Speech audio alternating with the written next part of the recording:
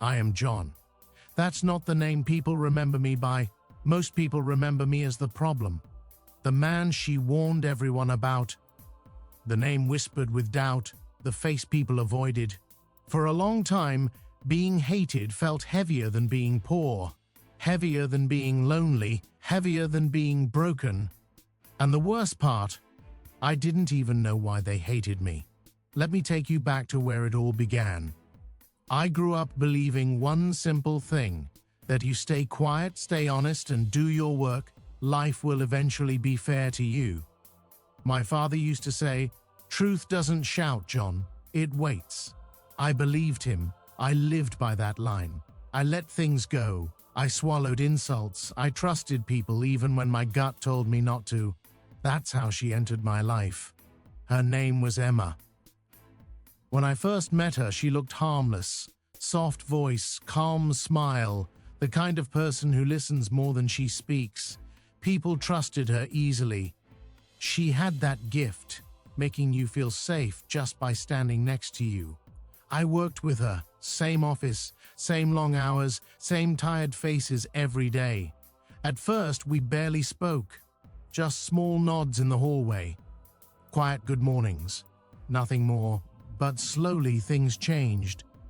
She started asking questions about my life, where I was from, why I lived alone, why I never talked much.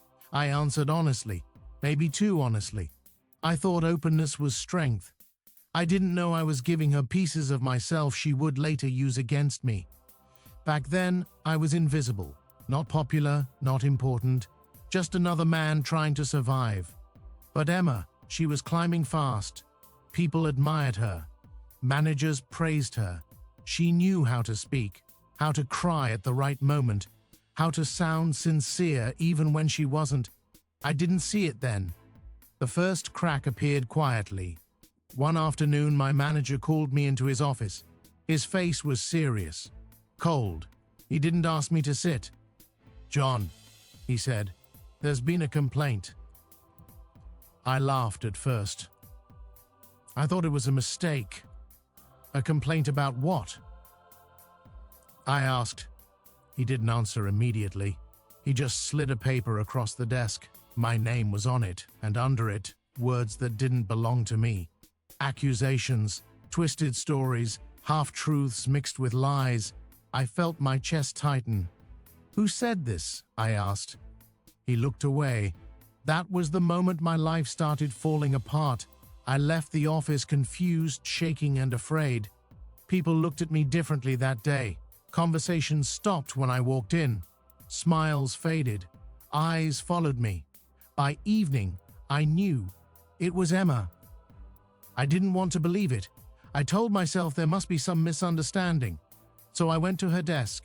I asked calmly, "Did you say something about me?" She looked shocked, hurt, almost offended. "Why would you ask me that?" she said softly, loud enough for others to hear. That single sentence sealed my fate. From that moment, the story was no longer mine to tell. Over the next few weeks, the lies grew, quietly, carefully. Emma never shouted. She never attacked me directly. She just suggested. She planted doubts. She told people she was concerned, that she felt unsafe, that she didn't want trouble. And people listened, because she cried, because she looked scared, because she fit the story better than I did. I tried defending myself. I really did. I explained. I asked for proof. I begged for a fair hearing. But here's the truth no one tells you. When people decide to hate you, they don't need facts. They just need permission. Soon my name became a warning. Be careful around John. I heard things about him. Better stay away. I lost friends without arguments. Invitations stopped. Messages went unanswered. Even my family started asking strange questions. "Are you okay, John? Is there something you're not telling us?" I started doubting myself. That's the most dangerous part of betrayal. It makes you question your own reality. At night, I lay awake replaying every conversation, every smile, every moment I trusted her. I kept asking one question again and again. Why? Why destroy me? The answer didn't come immediately, but it was simple. I knew too much. Not secrets, not scandals, just truth. I had seen Emma make mistakes. I had covered for her without realizing it. I had corrected her reports, fixed errors she never admitted. I had stood between her and consequences more times than I could count. And when she realized I could become a risk, she removed me, slowly, cleanly, without blood, without noise, just lies. By the time I understood what was happening, it was too late. I was transferred, isolated, watched. My career stalled, her career soared. And the worst part? She smiled at me every time we crossed paths. That smile wasn't kindness. It was victory. I wanted revenge. Of course I did. I imagined shouting, exposing her in front of everyone, watching her fall the way I had. But I didn't, not yet, because deep inside, my father's words echoed again. Truth doesn't shout, John. It waits. So I waited. I listened. I observed. I stayed quiet while the hate burned inside me. Because I knew something Emma didn't. Lies need constant care. Truth only needs time. And time was finally on my side. What Emma didn't know was that her story had cracks, and sooner or later, light would find them. I didn't plan revenge that day. I planned survival. After everything collapsed, my only goal was to stay standing. I showed up to work, kept my head down, spoke only when spoken to. I learned how to disappear in plain sight. People think silence means guilt, but sometimes silence is the only shield you have left. The office felt different now, not just colder, sharper. Every sound felt louder, every laugh felt fake. I could feel eyes on my back even when no one was looking. Emma, on the other hand, moved freely, confident. Untouched, she had become the center of sympathy, the hero of her own story. And I had become the villain. What hurt the most was how fast it happened. One rumor turned into 10. One whisper turned into a warning. One lie turned into a reputation. People I had helped before avoided me. People who barely knew me judged me. Even new employees were already cautious around me, as if my name came with instructions. Be careful. I stopped trying to explain myself. I realized something important. When a story is emotional, logic sounds like noise. Emma's story had fear in it. Mine had facts. Fear always wins first. That's when I made a quiet decision. If I couldn't speak louder, I would listen deeper. I started paying attention to details, small things, the kind people miss when they're busy believing a lie. I noticed how Emma changed her tone depending on who she talked to, how her stories shifted slightly each time, how dates didn't always line up, how she avoided specifics when asked direct questions. At first I told myself I was just being paranoid, but then something happened. One afternoon I overheard a conversation near the break room. Two co-workers were talking softly. They didn't see me. I thought she said it happened on a Friday. One of them said, "No, she told me it was Monday." The other replied. There was a pause. "Strange," the first one said. That single word stayed with me all day. Strange. It was the first crack I didn't imagine. From that moment, I stopped being just a victim. I became an observer. I began writing things down. Not to expose her, not yet, just to protect myself. Dates, times, exact words. I saved emails, took screenshots, not in anger, but in calm. Because I had learned something painful. People don't believe emotions forever, they believe patterns. Emma's lies worked because they felt real, but lies are heavy. Carrying them changes how you move. I watched her closely.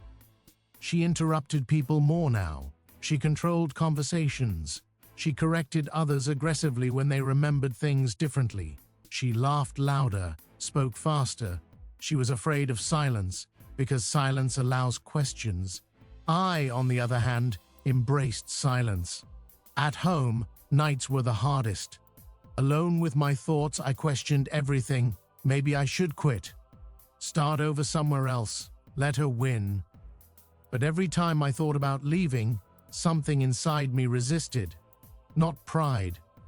Dignity. I wasn't angry because she lied.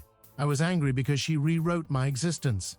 She turned my kindness into weakness, my quiet nature into suspicion, my patience into guilt, and I refused to let that be the ending. Weeks turned into months. Emma kept climbing. New responsibilities, more praise, more trust. Management leaned on her more and more. She was becoming powerful, and power makes people careless. One evening, I received an email. It was sent to the wrong person. Me. It was a report Emma had written. I recognized it instantly. I had helped her with that same project months ago, before everything went wrong. I opened it carefully, and there it was. A mistake. A big one. Not a typo. Not a small error. A decision-changing mistake. One that could cost the company real money if discovered. My heart started racing. This was it, I thought. This is my chance. But I didn't act.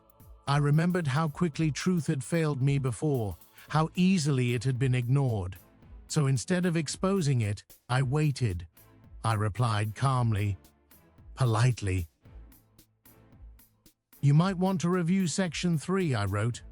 There could be an issue, she replied within minutes. Thanks, John. Already checked. It's fine. That answer told me everything. She didn't check. She dismissed me, and that dismissal planted the seed. From then on, I noticed more mistakes. Small ones at first, then bigger ones. Always brushed aside. Always protected by her image. I wasn't the only one seeing it now. People started coming to me quietly. Hey, John, can I ask you something? You worked on this before, right? Does this look right to you? They never apologized. They never admitted they were wrong about me, but doubt had entered the room. Emma felt it too. Her smile became tighter. Her friendliness felt forced. She watched me when others spoke to me. She started interrupting conversations I was part of. One day, she confronted me. You seem very interested in my work lately, she said, smiling. I do my job, I replied simply. Her eyes narrowed for half a second, just enough for me to notice. That's when I understood. She knew something was changing, and people like Emma don't panic loudly. They panic strategically.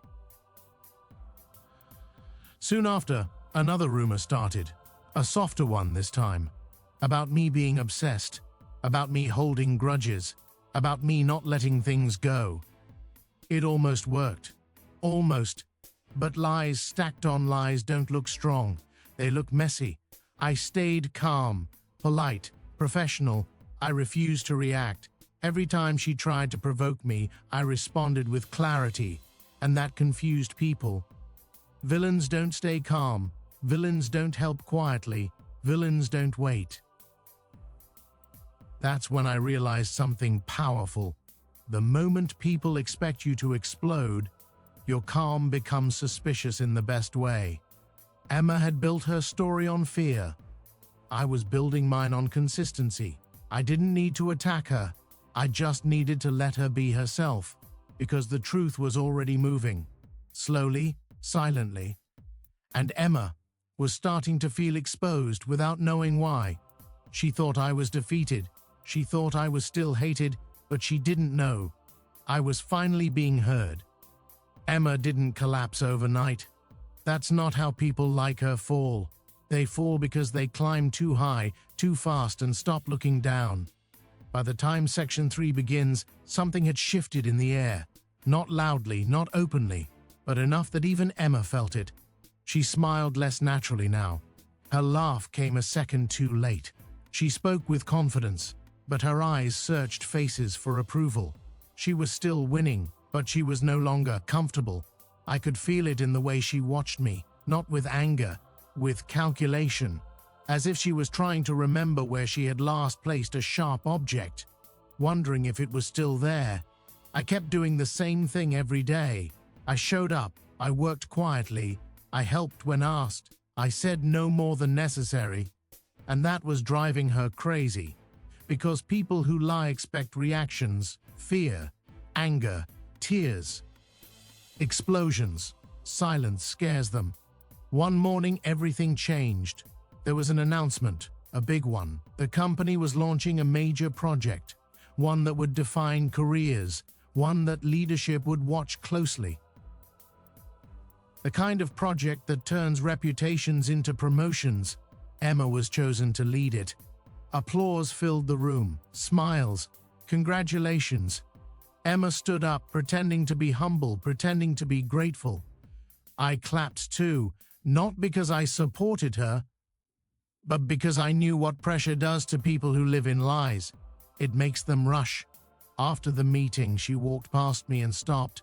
"I hope we can work professionally on this," she said softly. "We already do," I replied. She nodded, but her jaw tightened. The project moved fast. Too fast. Deadlines were tight. Expectations were high. Emma was everywhere. Emails, meetings, calls. She delegated aggressively, corrected others publicly, took credit quickly, passed blame silently. I watched. I listened. And then she made the mistake. It happened during a team review meeting, one of those long, boring sessions where numbers blur together and people pretend to understand slides. Emma was presenting a timeline. She spoke confidently, pointing at the screen. "This issue was resolved early," she said, "before John was even involved." There it was. A small sentence, almost invisible, but wrong. I had proof. I had emails, dated messages, clear records showing I was the one who fixed that issue. After the date she mentioned, she didn't just lie. She rewrote history. I felt something rise in my chest. Not anger, clarity. I didn't interrupt her.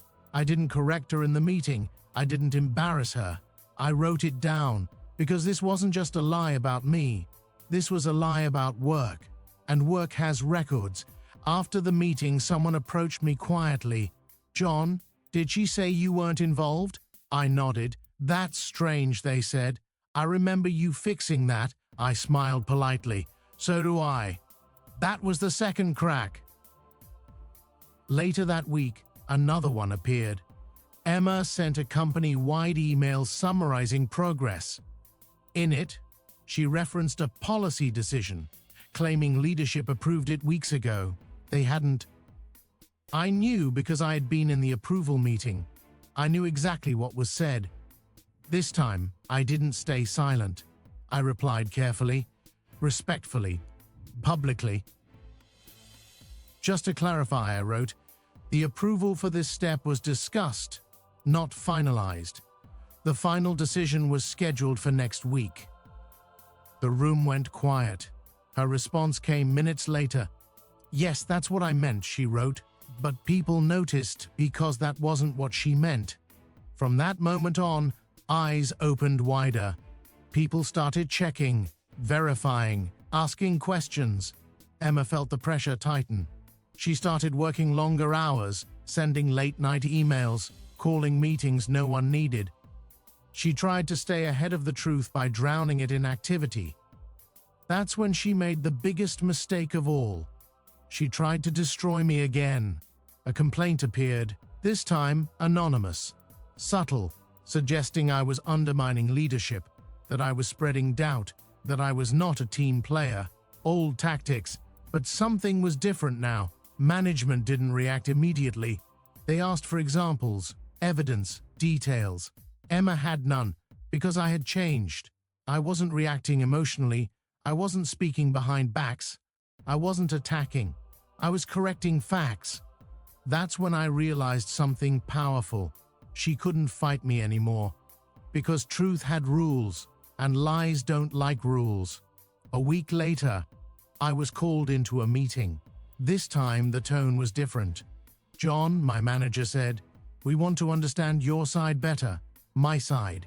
Those two words felt heavier than any apology. I spoke calmly, slowly.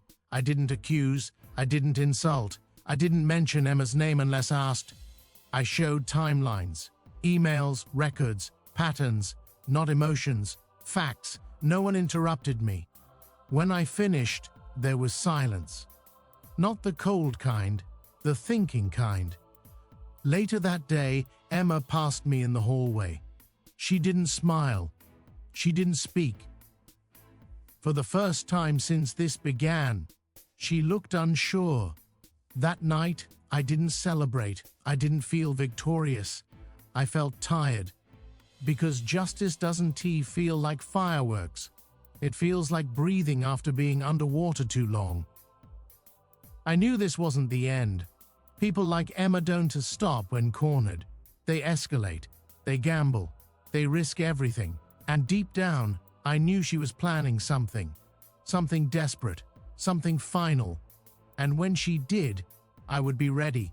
Because the moment she tried to bury the truth one last time would be the moment it buried her lies instead. People like Emma don't retreat. They don't accept loss.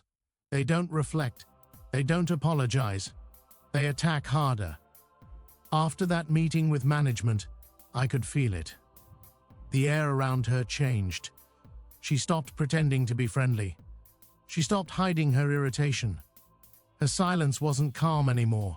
It was sharp. She was planning something. And when it came fast. It started with small changes. I was left out of meetings I had always attended. Emails stopped including me.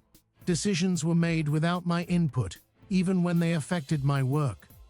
At first it felt like punishment. Then it felt like preparation, because isolation is always the first step before blame. One morning I arrived at work and found a calendar invite waiting for me. No explanation, just a title, Urgent Review. The room was small. Management sat on one side. HR was present. Emma was already there. She didn't look at me. That was my first warning. The meeting started calmly. Too calmly. "We've received some concerns," HR said, "about project conduct." I listened. Then Emma spoke. Her voice was steady, controlled, almost gentle. She said I was obstructing progress, that I was questioning decisions publicly, that my presence was causing tension, that people felt uncomfortable. It was a clean attack. No emotion, no drama, just words designed to sound reasonable. I felt something heavy press against my chest. Not fear, disappointment, because I knew this move. She was trying to frame me as the problem again, this time not as a threat, but as a burden. When she finished, the room turned to me. I didn't rush. I didn't interrupt. I didn't defend emotionally. I asked one question. May I respond with records? They nodded. I opened my folder. Emails showing I was excluded. Meeting invites removed. Decisions made without review. Corrections labeled as disruption. Facts twisted into attitude. And then I did something Emma didn't expect. I stayed respectful. No accusations. No raised voice. No anger.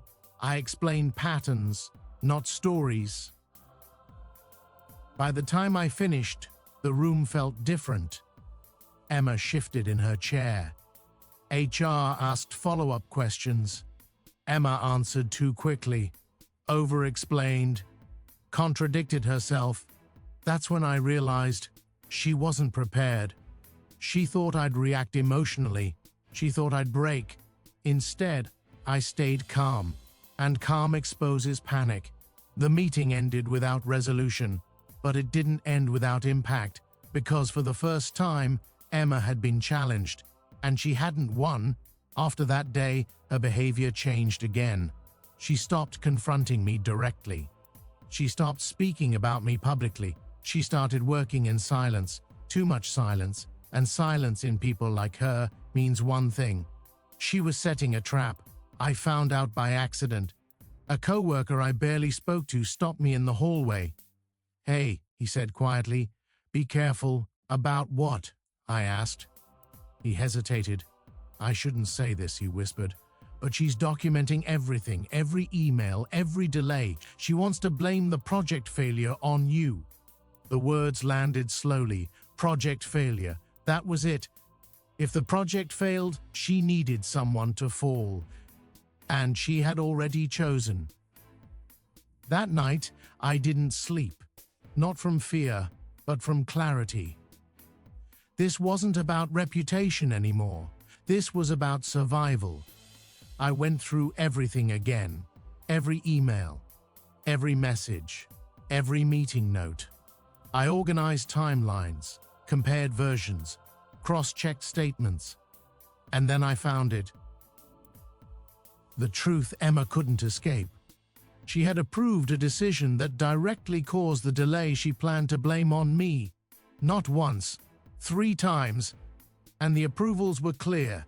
Her name, her confirmation, her timestamps. I leaned back in my chair and breathed. This was bigger than defense. This was exposure. But exposure needs timing, so I waited. The project review was scheduled for the following week. Senior leadership would be present. External stakeholders too. High pressure, high visibility. Emma walked into that week confident, too confident. She believed she had built her story well enough. On the morning of the review, she sent one final email. Subtle, strategic. Due to internal challenges, she wrote, some timelines may shift. Internal challenges. I knew what she meant. I also knew what was coming next. During the review, she presented first, spoke clearly, blamed complexity, blamed collaboration issues, blamed delays on misalignment. Then came the moment.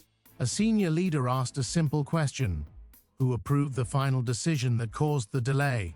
The room went quiet. Emma didn't answer immediately. She glanced at me. Just once. And in that glance I saw it. Fear. She named me. That was the moment. Not of anger. Not of revenge. Of truth. I opened my folder, and calmly, I spoke. The moment she tried to finish me became the moment she finished her lies. I remember that day like it happened yesterday. The conference room was packed. Leaders, stakeholders, managers, and even a few team members from other departments. Emma stood at the front, poised, confident, ready. She believed she had rehearsed every word, every look, every pause, every move calculated to make me appear incompetent, to make me the scapegoat for the project's delays. I sat at the table quietly, hands folded, calm, polite, observing, waiting, because I knew something she didn't. The truth doesn't need theatrics. It doesn't need emotion. It doesn't need allies who are afraid to speak up. The truth only needs evidence, and I had it all. Emma began speaking. Her voice was smooth, controlled, every sentence carefully framed to redirect blame. The delays were unforeseen, she said. Internal miscommunication and mismanagement were the main reasons for the temporary setbacks. Some decisions, unfortunately, weren't handled as planned, and corrective actions had to be implemented. Heads nodded. People murmured agreement. Then came the moment I'd been waiting for, a simple question from the senior director, Emma, who approved the final step that caused the major delay. Her eyes flicked toward me, quick, calculating. She expected me to flinch. She expected me to stumble. She expected me to be the one caught off guard, but I didn't. I opened my folder, calmly, methodically, pulled out the emails, the timestamps, the meeting notes, every documented approval she had given, every time she had signed off on a decision that she was now trying to blame on me. I placed them neatly on the table. Here are the approvals, I said, my voice steady, controlled, every word deliberate. These show that the decisions in question were approved by Emma herself on 3 separate occasions before any action from my side. The room went silent. Not the polite silence of listening, not the anticipatory silence before a presentation starts. This was the silence of realization, of shock. Emma's lips pressed tightly together. She leaned forward slightly, eyes darting to the documents. then back to the room. She opened her mouth, paused, and closed it again. "John," someone whispered, "I didn't speak again. I let the documents do the talking." People began looking at her differently. Subtle glances exchanged across the table, questions forming silently in minds that had once been convinced by her story. A manager cleared his throat. "Can you explain why your records indicate a different timeline than what you've just presented?" Emma's face tightened. Her carefully crafted smile faltered. Her voice wavered slightly as she responded, "Well, perhaps the timeline was miscommunicated." Miscommunicated, a word too weak to cover her actions, too vague to erase the evidence laid out before everyone. I stayed calm, still calm, let her struggle with the cracks she had created. By the time I finished, it was clear to everyone in the room the narrative she had spun for months was unraveling, slowly, steadily, undeniably. After the meeting, whispers filled the hallways. People came up to me, quietly, one by one. "John, I had no idea. Thank you for clarifying this. I'm sorry I doubted you." I nodded politely to each. No gloating, no revenge, just calm acknowledgement. Emma, on the other hand, retreated. For the first time, I saw the fear I had been anticipating all along. Not the fear of confrontation, the fear of exposure, the fear of truth finally catching up. She didn't speak to me after that day. She didn't smile. She avoided eye contact. Every time she passed, there was a stiffness, a tension, like walking on a thin ice she herself had cracked. For weeks afterward, the shift was subtle, but undeniable.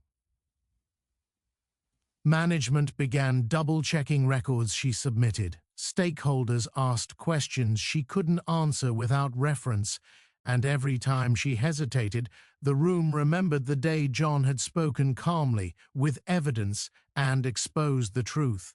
She had built her empire on fear, manipulation, and silence. But facts don't fear anyone. Facts don't need support. Facts only need time. And the moment they arrive with power. That day, I realized the most effective revenge is not anger, not shouting, not humiliation. It's truth executed strategically. Emma's downfall didn't happen because I attacked her. It happened because she underestimated the weight of truth and the patience of someone who had been wronged. Weeks later, the company officially acknowledged the errors in the project timeline. Emma's leadership on the project was scrutinized. Recommendations for reassignment were quietly circulated. I didn't celebrate publicly. I didn't post about it. I didn't let anyone see the satisfaction that had been brewing for months inside me. Because real victory doesn't need an audience. Real victory is measured by quiet justice. By the time she left the office permanently, voluntarily, of course, the whispers had changed. No longer was I the man everyone feared or hated. I was the man whose truth finally reached everyone who mattered. And Emma? She became a lesson to everyone about what happens when deception replaces honesty and manipulation becomes your armor. I didn't gloat. I didn't chase her out. I simply returned to my work, calm, steady, and finally heard. That day, the balance shifted. The scales, which had been heavily weighted against me for so long, tipped back toward fairness. And in that shift, I learned something invaluable. Patience is more powerful than anger. Evidence is more powerful than emotion. And the truth always finds a way. After that day, the office felt different. Not in a dramatic, cinematic way, but in a subtle, undeniable shift. People looked at me differently. Their tones softened. Their questions were genuine. Even casual greetings carried weight, respect, and understanding. I had been invisible for months, labeled as the villain, doubted, whispered about. And now, slowly, that was changing. The first week after the review, I did something I hadn't done in months. I walked past Emma's old desk without hesitation. I glanced at it briefly and felt no anger, No rush to prove myself. Just calm. The papers, the emails, the manipulation, they were all behind me now. Rebuilding isn't fast, it isn't flashy, it isn't immediate. The first step was personal. For months, my confidence had been eroded. Every glance, every whisper, every false accusation had chipped at my sense of self. And even though truth had finally vindicated me in the eyes of others, I knew that the real work, healing, was internal. I spent evenings reflecting, taking time to be alone, to remember who I had been before the lies. I didn't want the experience to harden me. I wanted it to teach me, to remind me of patience, discernment, and the quiet power of strategy. I started organizing everything I had collected during those months, emails, records, notes, timelines, not as a weapon, but as proof to myself, a reminder that I had acted with clarity, dignity, and persistence. I realized something crucial. The greatest revenge had already been served, not by humiliation, not by shouting. It was the silent restoration of truth. Then came the professional rebuilding. Slowly, opportunities returned. I was invited back into projects I had been excluded from. Managers who had avoided me approached for advice. Colleagues who had once whispered behind my back now asked for my input, sometimes publicly acknowledging my expertise. I had been quiet for months, observing, documenting, waiting, and now that patience paid off. One day my manager pulled me aside. "John," he said, "I want you to lead a new team, a project with full visibility and authority. I've seen your dedication, and we need someone we can trust completely." I nodded. I didn't smile too broadly. I didn't gloat. But inside, there was relief. Not just for the career validation, but for the affirmation that integrity, patience, and diligence had lasting value. The aftermath of Emma's exposure was quieter than I had imagined. She didn't retaliate publicly. She didn't seek to reclaim her position through dramatic measures. The company had learned its lesson. Policies were tightened, oversight improved. Mistakes could no longer be conveniently blamed on one person's reputation. Her story became an internal case study in mismanagement, deceit, and the cost of manipulating perception. Colleagues who had doubted me before approached carefully at first. Some apologized quietly, others simply acknowledged the truth without words. Every interaction was a reminder that patience and composure often leave stronger impressions than confrontation or anger. Personally, I took time to reconnect with friends and family I had unintentionally distanced myself from during the months of tension. I realized that betrayal doesn't just damage professional life, it touches personal connections as well. I apologized where necessary, explained briefly when asked, and slowly rebuilt trust with those who mattered most. Through all of this, I discovered a truth about human behavior. People can be deceived for a time, manipulated into false perceptions, but clarity, consistency, and truth have an enduring strength. Lies may spread quickly, but they crumble under scrutiny. I also learned the value of strategic patience. Reacting emotionally in the moment often strengthens the perception the deceiver wants to create.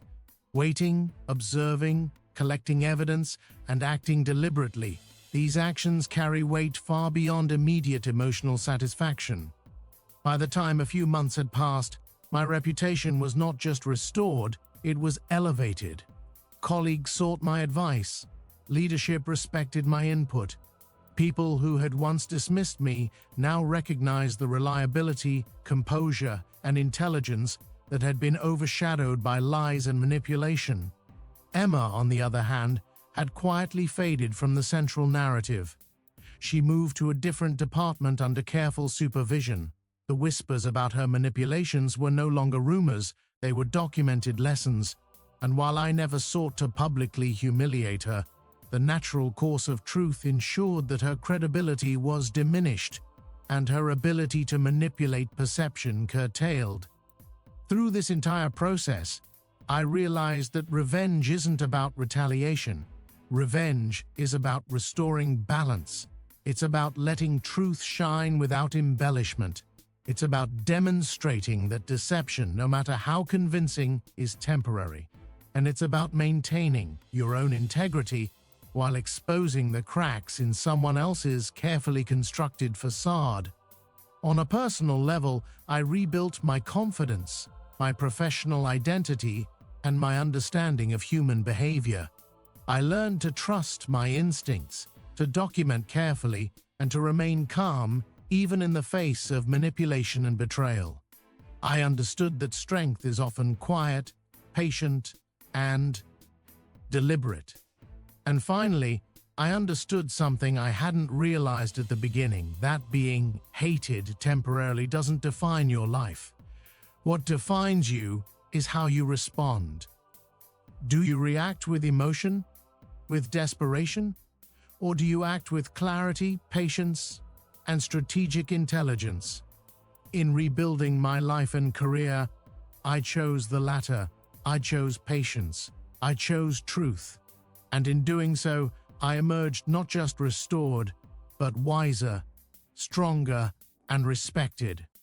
After months of careful observation, patient endurance, and strategic action, the office atmosphere had shifted dramatically. People no longer whispered behind my back.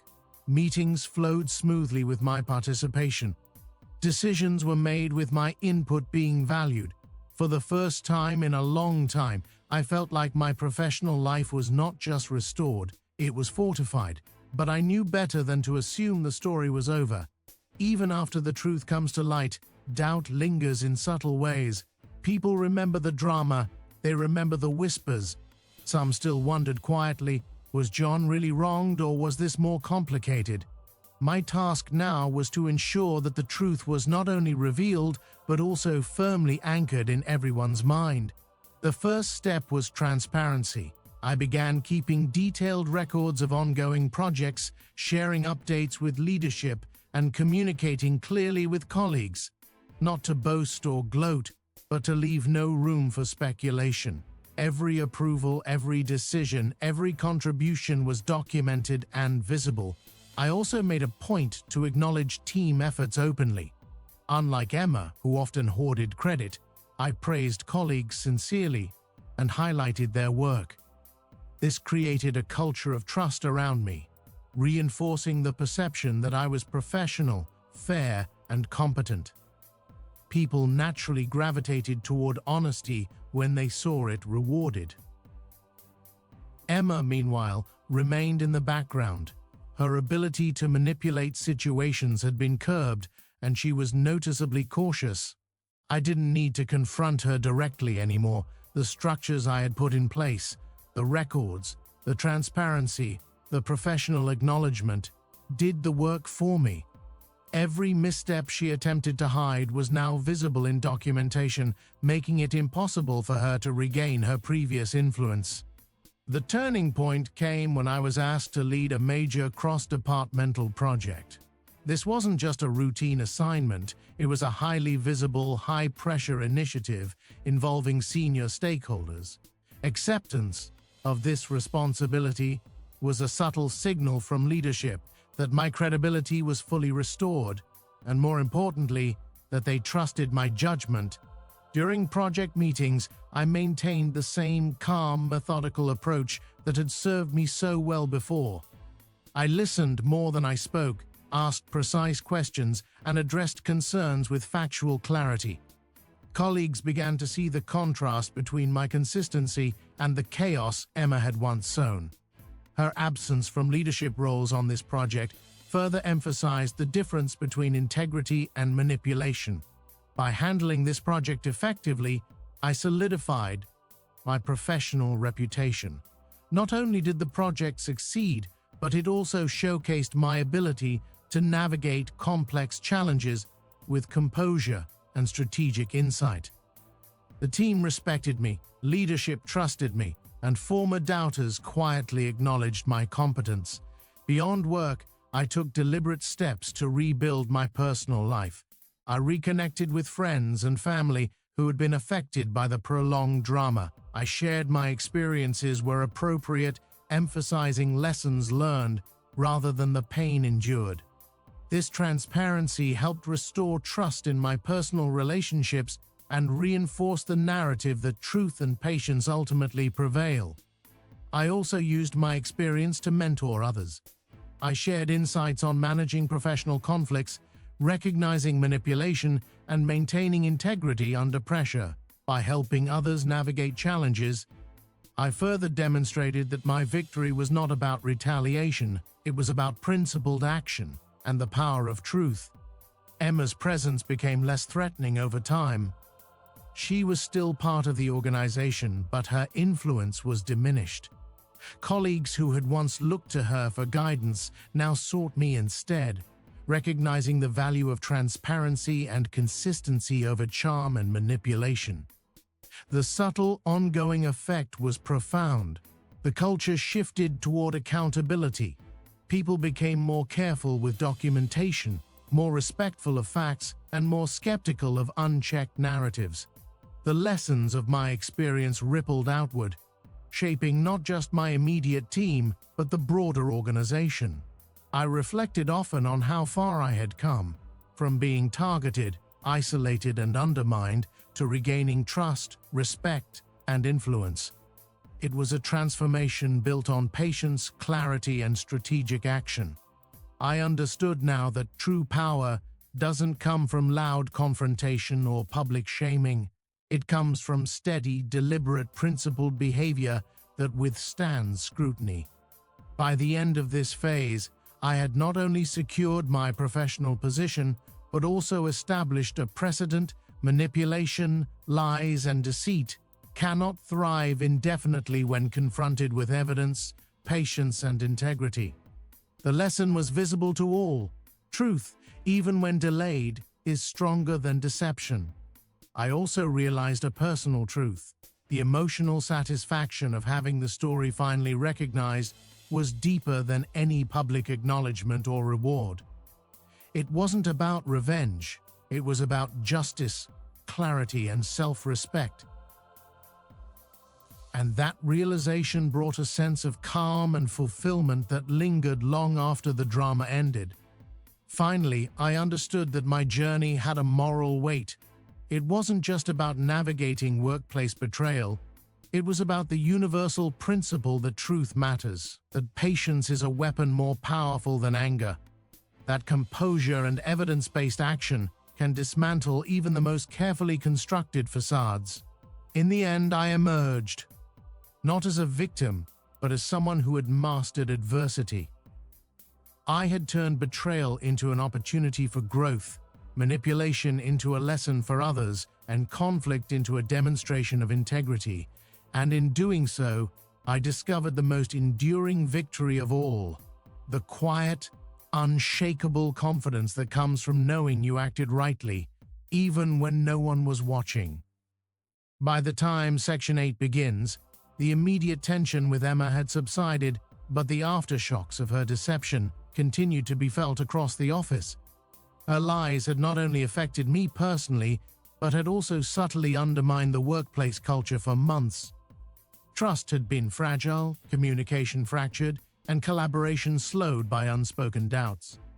My actions, and the eventual exposure of the truth, now had a far-reaching impact beyond my own vindication.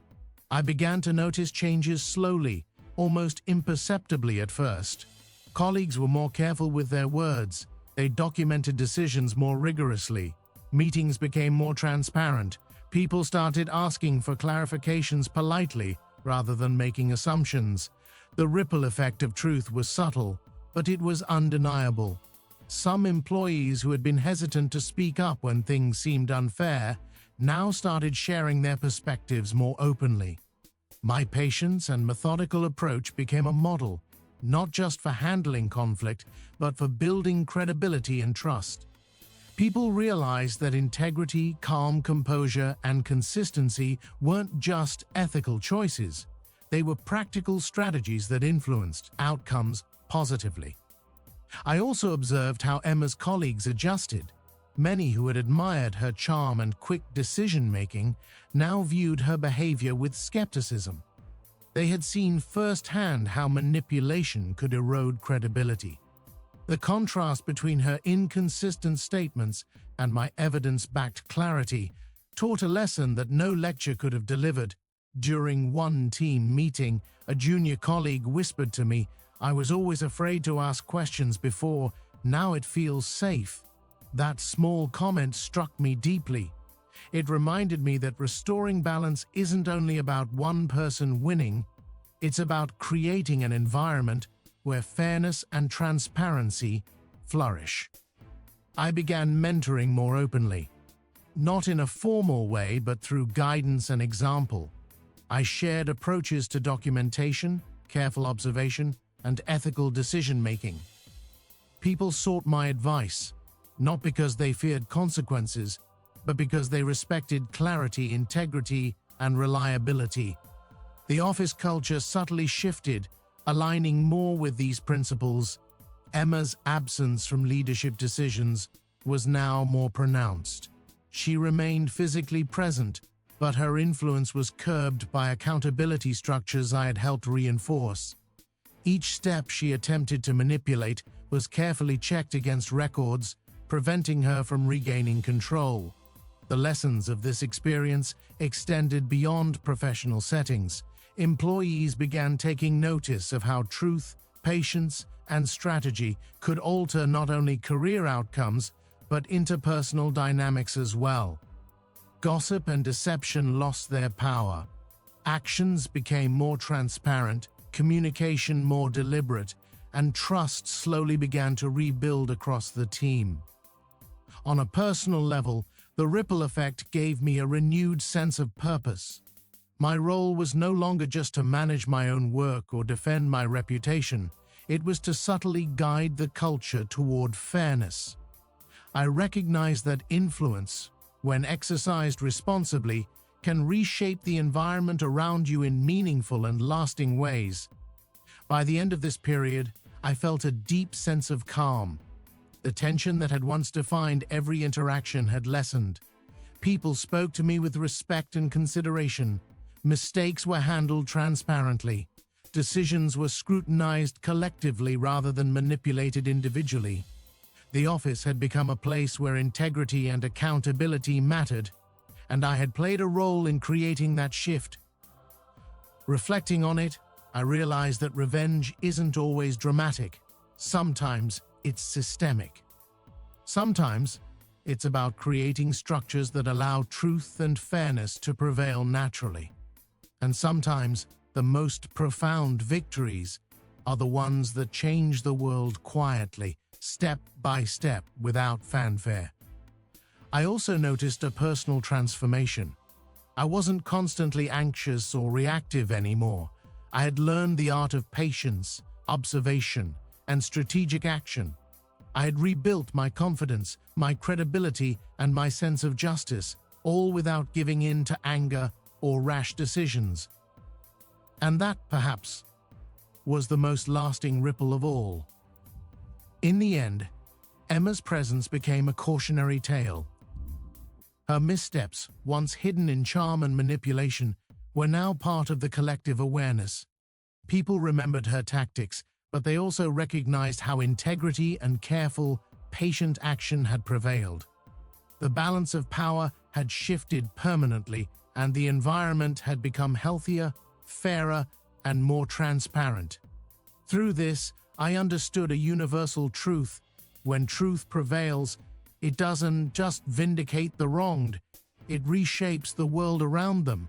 The impact of right action extends far beyond the immediate conflict, influencing culture, behavior, and the decisions of everyone involved.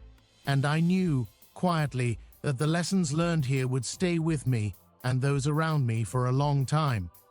By the time Section 9 begins, months had passed since the pivotal review meeting where the truth about Emma's manipulations first came to light.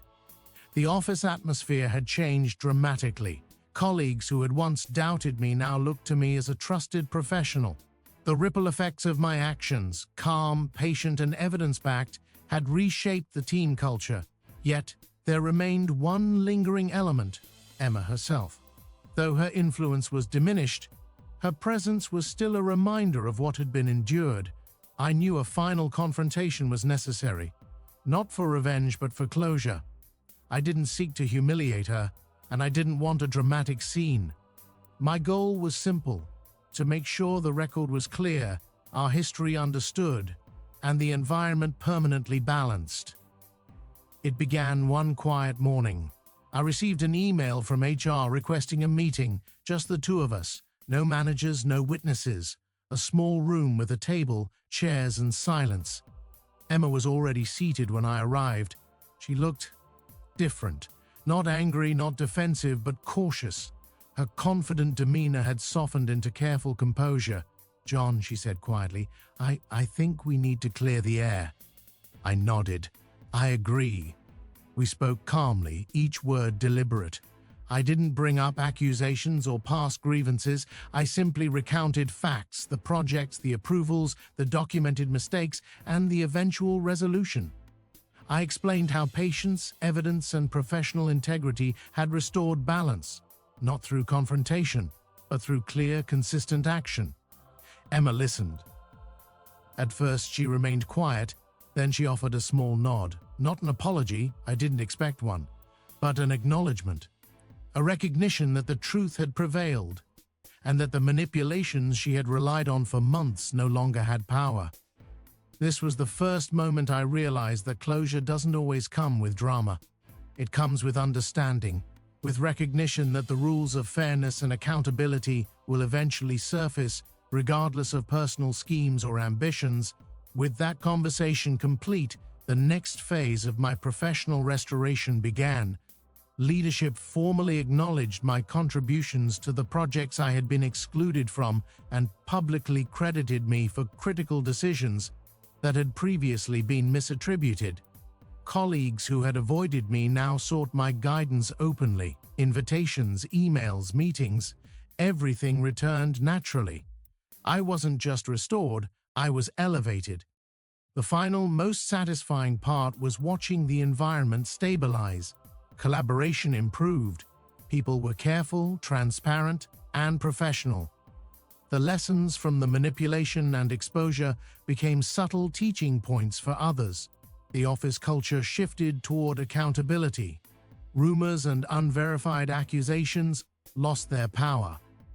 Truth, transparency, and consistency became the standards by which everyone operated. Emma's departure from central projects was now permanent. She remained with the company but was assigned to lower visibility work under supervision. She didn't resist. The system no longer allowed her to manipulate outcomes unchecked. Her influence had faded naturally, not through spectacle, but through accountability and structural change. For me, the final victory wasn't public humiliation. It wasn't dramatic confrontation. It was something deeper, the full restoration of credibility, respect, and professional integrity, the validation that patience, careful observation, and adherence to truth can overcome even the most meticulously crafted deception. Personally, I felt a profound sense of peace.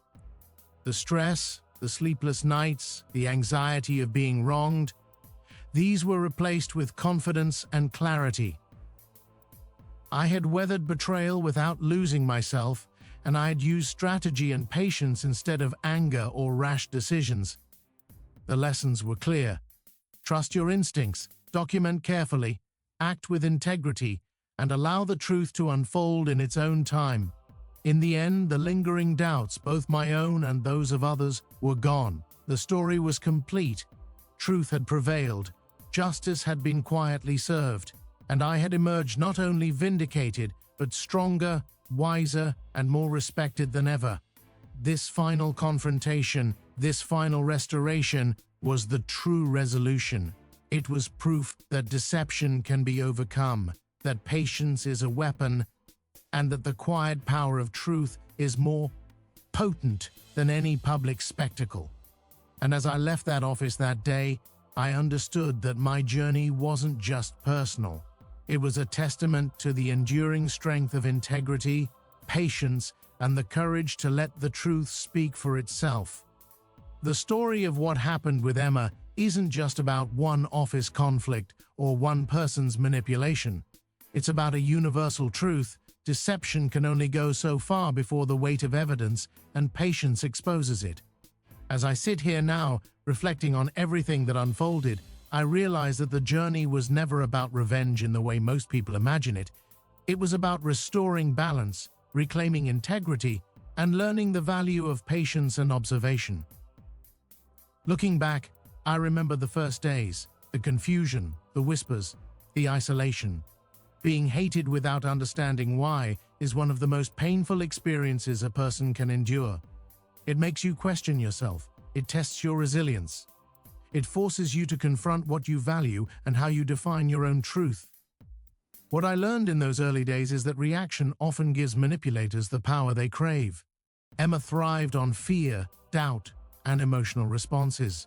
If I had reacted impulsively, shouting, accusing, or confronting publicly, the perception of guilt would have strengthened, regardless of the truth. I would have been trapped by her narrative. Instead, I waited, I observed, I documented, I collected evidence, and above all, I stayed calm. That patience became my quiet strength, my secret weapon. When the right moment came, I didn't need drama. I didn't need spectacle. I needed clarity. And that clarity spoke louder than any accusation or emotional outburst could have. Throughout the months, I realized that truth has power only when it's presented strategically. Facts alone aren't always enough. Timing, delivery, and consistency matter. The truth needs patience to unfold. Lies collapse under scrutiny if given enough time and observation. Another critical lesson I learned is that integrity isn't just personal, it's relational and systemic. By maintaining composure, documenting carefully, and acting consistently, I not only restored my own credibility, but also influenced the broader office culture. Transparency became valued. Collaboration improved. People started checking assumptions, verifying facts, and being accountable for their actions. In essence, the ripple effect of principled behavior reshaped the environment for the better. I also understood that closure isn't about revenge. It's about balance. When I confronted Emma privately, calmly, and without vindictive intent, I achieved something far more powerful than public humiliation could have provided: mutual acknowledgement of truth and restored equilibrium. The conflict resolved not with loud confrontation, but with dignity and clarity. Reflecting on Emma's downfall, I see it as a cautionary tale for anyone who manipulates, deceives, or relies on fear to gain influence. Charm and strategic lies can work temporarily, but they are fragile. Patience, evidence, and integrity endure. People may believe the illusion for a time, but truth, carefully executed, cannot be denied indefinitely. Most importantly, I learned about self-respect and personal growth. Being wronged doesn't define your character, how you respond does. I could have allowed anger to consume me. I could have pursued revenge in ways that would have compromised my own values. But instead, I chose patience, observation, and principled action. The result wasn't just victory, it was growth. I became stronger, wiser, and more confident, not only professionally, but personally. As I look back, I see not just the betrayal and the manipulation, but the growth that came from it. The lessons weren't just for me, they were for everyone who observed, participated, or even learned secondhand. The experience reinforced that adversity, when handled thoughtfully, can transform both the individual and the environment. In the end, being hated and betrayed wasn't the end of my story. It was the beginning of my understanding of resilience, integrity, and strategic patience. And as the office settled into a new rhythm, I walked forward with confidence, knowing that truth, when applied with wisdom, always finds its way to victory. This is the story of how I went from being hated, isolated, and undermined to being heard, respected and vindicated. It's a reminder that no matter how powerful deception seems, the patient, principled, and strategic individual can always restore balance, and in doing so, leave a lasting impact on the world around them. Because in the end, the most powerful victories are quiet, deliberate, and grounded in truth.